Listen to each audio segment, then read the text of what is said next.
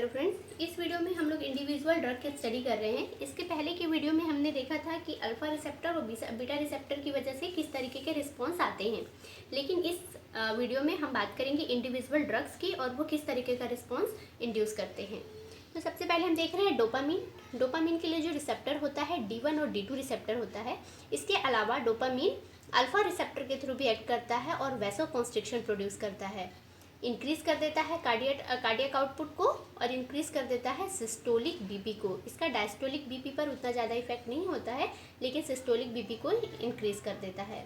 इसलिए इसे यूज़ करते हैं कार्डियोजेनिक या फिर सेप्टिक शॉक में, या फिर इसको और यूज़ किया जाता है कंजेस्टिव हार्ट फेलियर में। तो डोपामीन यहाँ पर यूज़ होने वाला ड्रग है कार्डियोजेनिक या सेप्टिक शॉक में और CHF में, क्योंकि इसकी वजह से कार्डियक आउटपुट बढ़ रहा है और सिस्टोलिक बीपी भी बढ़ रहा है। इस वजह से डोपामीन को कार्डियोजेनिक या सेप्टिक शॉक में यूज़ किया जाता है या CHF में यूज़ किया जाता है। डोब्यूटामिन भी डोपामीन की तरह ही डोपामीन रिसेप्टर से बाइंड होकर वर्क करता है, लेकिन इसके अलावा ये बीटा 1 सेलेक्टिव ड्रग भी है और बीटा 1 रिसेप्टर हार्ट में अवेलेबल होता है। इसलिए यहाँ पर फोर्स ऑफ कॉन्ट्रैक्शन को इंक्रीज कर रहा है और हार्ट रेट में कोई चेंज नहीं होता है। जब ये फोर्स ऑफ कॉन्ट्रैक्शन को केवल बढ़ाता है, लेकिन हार्ट रेट में किसी तरीके का कोई चेंज नहीं आता है।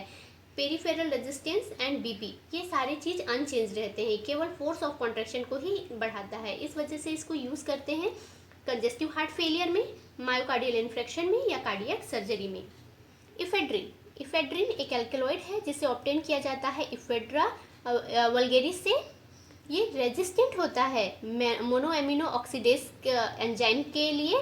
जो मोनो एमिनो ऑक्सीडेज एंजाइम होता है वो रिस्पॉन्सिबल होता है डोपामीन, एड्रेनालिन और नॉर एड्रेनालिन के मेटाबॉलिज्म के लिए। तो इफेड्रिन इससे रेजिस्ट है, इसलिए 100 टाइम लेस पोटेंट है than adrenaline but longer acting. ये एड्रेनालिन के कंपैरिजन में 100 टाइम लेस पोटेंट होते हैं, लेकिन लॉन्गर एक्टिंग होते हैं और ये बहुत आसानी से ब्रेन को क्रॉस कर जाते हैं। BBB जो ब्लड ब्रेन बैरियर उसको क्रॉस करके ब्रेन में एंटर कर जाते हैं और ब्रेन को स्टिमुलेट करते हैं।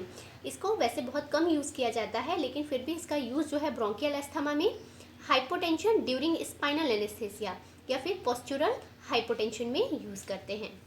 एम्फेटामिन इफेड्रिन की तरह ही एक्शन शो करता है। CNS एक्शन इसका ज़्यादा प्रोमिनेंट होता है। CNS में बहुत ज़्यादा ये स्टिमुलेट करता है और वहाँ पे अलर्टनेस इंड्यूस करता है, इंक्रीज करता है concentration and attention, euphoria excitement कर रहा है और टॉकेटिवनेस इंक्रीज कर रहा है वर्क कैपेसिटी। इसी वजह से इसे बहुत सारे लोग मिसयूज़ करते हैं।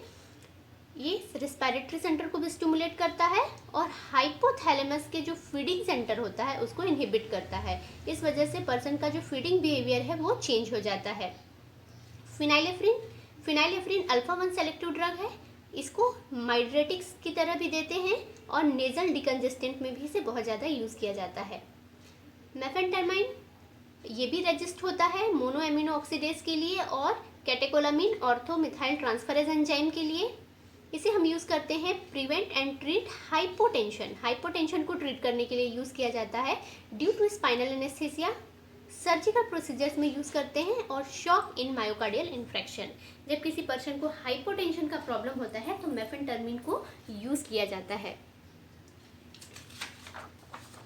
रिटोड्रिन एक यूटेराइन रिलैक्सेंट ड्रग है जो डिले करता है प्री मैच्योर लेबर को, एबॉर्शन को डिले करने का काम करता है। जो प्री मैच्योर लेबर हो रहा है उसे डिले करता है, जिससे कि एबॉर्शन रुक जाता है। हाइपरकैलेमिया, अगर किसी पर्सन में हाइपरकैलेमिया है तो वो इंक्रीज कर देता है पोटेशियम के अपटेक को इनटू मसल्स में इसके अपटेक को बढ़ा देता है, जिससे प्लाज्मा में पोटेशियम लेवल कम होने लगता है। आइजोक्सिप्राइन ये भी ट्रीट करते हैं, इसको अबॉर्शन एंड डिस्मेनोरिया में ट्रीट करते हैं क्योंकि ये भी यूटेराइन रिलैक्सेंट ड्रग हैं।